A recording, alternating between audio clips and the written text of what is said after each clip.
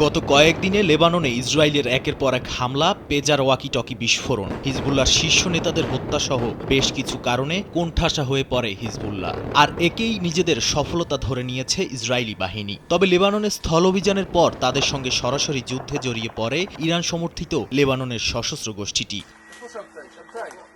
এমন অবস্থায় ইসরায়েলি বাহিনী কিছুটা দুর্বল হয়ে পড়েছে বলে মনে করছেন অনেকে। আর এই সুযোগকে কাজে লাগিয়ে হিজবুল্লাহ আরও ভালো প্রস্তুতি নিয়ে ইসরায়েলি সেনাদের নাকাল করতে পারে বলে মনে করছেন বিশেষজ্ঞরা।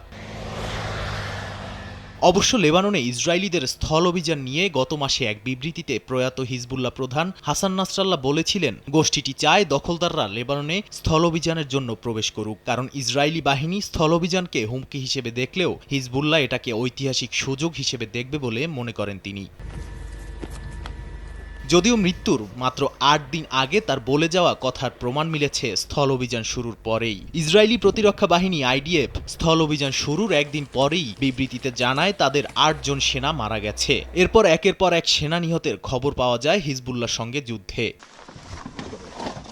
১৯৮২ সালে যখন হিজবুল্লাহ সশস্ত্র গোষ্ঠী হিসেবে প্রতিষ্ঠিত হয়, তখন তারা গেরিলা কৌশল রপ্তের মাধ্যমে ইসরায়েলিদের প্রতিহত করে। ছোটখাটো বোমা বিস্ফোরণ, রাস্তার ধারে বোমা পুঁতে রাখা থেকে শুরু করে বর্তমানে লেবাননের সবচেয়ে বড় রাজনৈতিক দল হয়ে উঠেছে গোষ্ঠীটি। আর তাই বিশ্লেষকদের দাবি, সেই ঐতিহাসিক গেরিলা কৌশলে আরও সফলতা অর্জন করবে হিজবুল্লাহ। তবে দরকার শুধু প্রস্তুতির। নাদিম মারজান, সময় সংবাদ।